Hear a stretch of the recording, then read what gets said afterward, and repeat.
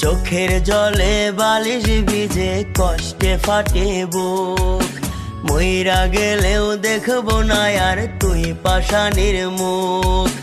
আপন মানুষ বেঈমান হয় রে যদি জানিতাম, তবে কি আর বুকে টেনে মায়া বাড়াইতাম।